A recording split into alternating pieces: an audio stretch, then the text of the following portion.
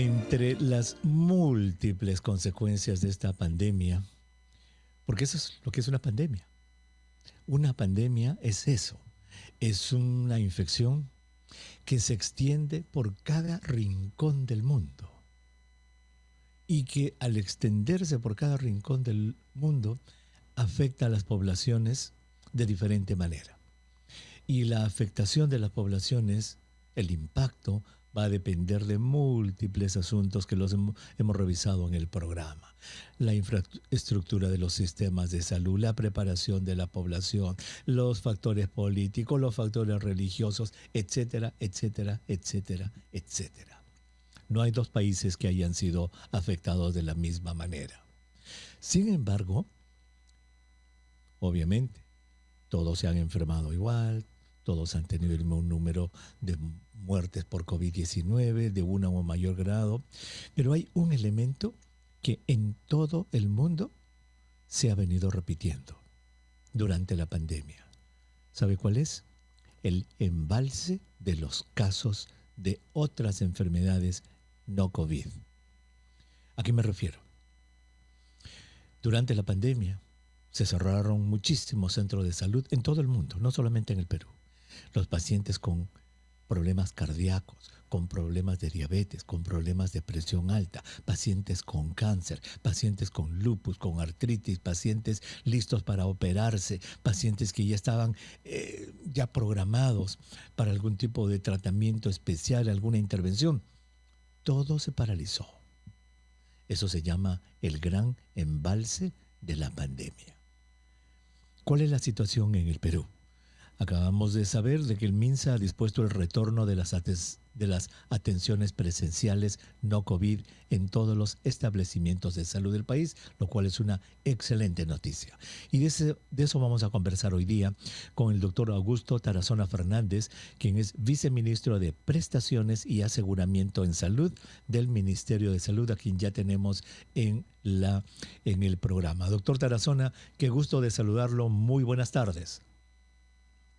Doctor Elmer, el gusto para mí también es saludarlo directamente por este medio. Qué bueno saludarlo nuevamente. La última vez que conversamos usted estaba representando al Colegio Médico del Perú. Así es, y obviamente ahora está pero con el... por temas de salud pública estamos en el lugar que nos ubique. En realidad es un servicio prestar al país, a la nación desde cualquier institución. Esa es la idea. Todos podemos servir a nuestra patria del lugar en el que nos encontremos. Absolutamente coincido con usted, doctor Tarazona. Doctor, esto del embalse ha sido terrible, realmente en todo el mundo. Aquí en Estados Unidos se ha calculado que 38,000 personas murieron el año pasado. 38,000 por cáncer, en exceso, por falta de atención médica. Y así en cada país ha sido terrible la cosa. La pregunta es muy directa. ¿Qué porcentaje de pacientes quedaron desatendidos durante la pandemia, doctor, en el Perú? ¿Y qué porcentaje ha logrado retornar a una atención presencial? En general, tenemos una aproximación del 80% de pacientes que debieron ser atendidos, no han sido atendidos por el producto de la pandemia. Tenemos, como usted lo señala, un embalse enorme en todos los problemas de salud, de problemas quirúrgicos, problemas no quirúrgicos, de tal forma de que la población está necesitando. Y en términos de mortalidad también tenemos todavía en análisis de que si los 200,000 muertes atribuidas a COVID, gran parte de ellos no son problemas de complicaciones por otras enfermedades, pero que finalmente complicaron COVID y fue más fácil el fallecimiento, por decirlo de alguna forma. Se ha ido mezclando estas situaciones y, bueno, todos nuestros hospitales de Lima Metropolitana y del país cerraron sus puertas inicialmente, sobre todo el año pasado. Prácticamente no ha habido atención a pacientes con enfermedades no COVID. Este año se ha iniciado un proceso muy tenue en algunos hospitales, otros todavía están con atención exclusiva a pacientes COVID. En los centros de salud igual, la mayor parte todavía está diseñado. Lo que sucede es que con la demanda enorme de pacientes COVID que hemos tenido en las 2 olas pandémicas aquí en el Perú, nuestros establecimientos se adecuaron para atender pacientes COVID. Y toda la infraestructura ha estado dedicada a COVID, todas las áreas del hospital dedicado a COVID, porque eso fue la necesidad en su momento. Claro. Sin embargo, Exactamente. cuando ya tenemos la disminución de la ola pandémica, se observa de que podría, y no podría, sino existe áreas que pueden ser dedicados ya a la atención de pacientes no COVID. En consecuencia, la infraestructura se está adecuando, se está adaptando a una situación en donde va a convivir pacientes COVID y no COVID, obviamente con las divisiones de bioseguridad necesaria que permitan atender ambos problemas de manera simultánea, porque ya no es posible seguir desatendiendo a la población que tiene enfermedades no COVID. Entonces nos ha dicho que 80% de los pacientes que debieron ser atendidos no fueron atendidos. Es una proporción altísima, obviamente, que no es exclusiva del Perú. Ahora, ya han empezado a ir, ya desde principios de este mes han empezado a ir. ¿Se puede ya, han calculado ya ustedes, doctor, algún porcentaje que ha logrado retornar a una atención presencial? Hemos medido algunos hospitales en el que están alrededor del 10% de apertura de algunos servicios, lo que significa que un hospital que atendía 500 a 600 personas por día, hoy están entre 50 a 80 personas por día. En algunos hospitales se ha llegado hasta un poco más de 100 en diversas especialidades. Tenemos que acelerar, somos conscientes de que la población no puede seguir esperando.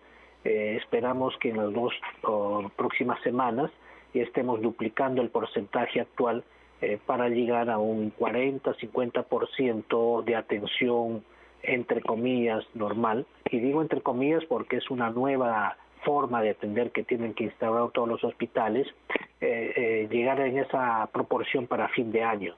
Y ya iniciar, Dios mediante, si no tenemos una ola importante, iniciar hacia el 100% de las posibilidades en el nuevo contexto de los hospitales, tener en el próximo verano ya atendiendo a las personas que lo ameriten. En el próximo verano, muy bien. Ahora, sabemos, doctor, de que todas las enfermedades son importantes para los pacientes. Obviamente, no podemos decir que una es más importante porque cada paciente es diferente y cada paciente merece atención. Pero se podría hablar desde el punto de vista general. ¿Cuáles son las enfermedades que requieren mayor atención presencial? Las enfermedades crónicas han sido las que más han sufrido en este periodo, los pacientes con enfermedades crónicas, porque no han podido ser atendidos en su momento y han generado complicaciones bastante severas, y eso ha hecho de que hoy en día las emergencias tengamos a la inversa, un 80% de personas con enfermedades crónicas como diabetes, como hipertensión, o enfermedades reumáticas, neumológicas, que el 80% de las atenciones en emergencia sean debido a complicaciones de enfermedades crónicas, asociado también, o gran parte de ellos, enfermedades quirúrgicas embalsadas, problemas como colicistitis aguda, se han presentado ahora en pacientes que eran portadores de cálculos asintomáticos, pero dada la circunstancia que no han sido operados en su momento, ahora vienen como a la emergencia. También desde el punto de vista de personas con enfermedades neoplásicas, es otro grupo muy golpeado. Si bien es cierto que a pesar de la circunstancia de la pandemia, a algunos pacientes se les está dando quimioterapia, en algunos casos radioterapia, pero las cirugías sí ha sido muy restringida, en tal sentido que también es parte de nuestro propósito actual reabrir las cirugías como paquete de atención en todos los hospitales, las cirugías electivas que correspondan, y particularmente en los hospitales que tienen los centros quirúrgicos para enfermedades neoplásicas. También estamos ya en ese proceso de de trabajo para Entiendo. aperturar Muy estos bien. servicios. Entonces, enfermedades crónicas y atención quirúrgica son, digamos, los dos grupos en los que hay que concentrarse más, obviamente, sin descuidar el resto. Doctor, por favor, permítanos hacer una brevísima pausa Sí, para claro, cómo continuar no. nuestro diálogo al regreso. No se vaya. 39. El municipio de Aranjuez, que queda al sur de Madrid, fue hasta 1759 solamente habitado por la realeza de España. Y esto es el concierto de Aranjuez.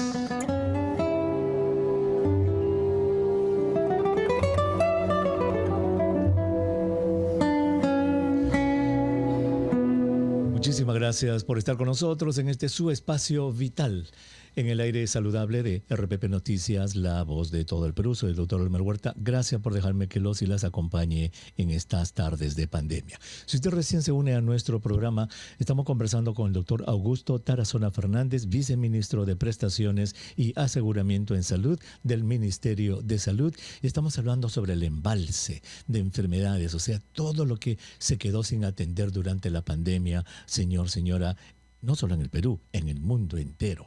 Casos quirúrgicos, casos de diabetes, casos de cáncer, casos de lupus, operaciones o sea, todo se quedó en el aire por la pandemia y estamos en ese proceso ahora en todo el planeta en realidad del desembalse. Y el Perú no es una excepción. Y el doctor Tarazona nos ha dicho que 80% de los pacientes que debieron atenderse, mire, 80% no se atendió. Y que hasta este momento recién estamos empezando a mover y calcula él que 10% de lo que se tuvo recién se tiene en este momento. Si antes se veían 500 pacientes en un hospital, ahora se ven 50. Está empezando el desembalse. Doctor Tarazona, usted nos ha hablado bastante, ya todo el segmento anterior, de hospital, hospital, hospital, hospital. ¿Qué hay de las postas médicas, de los servicios primarios de salud, doctor Tarazona? Y fíjese, si bien es cierto que cuando hablamos de abrir las consultas a todas las enfermedades, hablamos de hospitales, hoy en día con la nueva gestión se tiene el propósito firme de trabajar en redes integradas, lo que va a significar de que la atención de los pacientes sea de manera escalonada. Quienes tengan una enfermedad más leve deben ser atendidos en los centros de salud. En consecuencia, la apertura de los servicios a todas las enfermedades va a significar una apertura coordinada y consensuada entre el primer nivel de atención y los hospitales.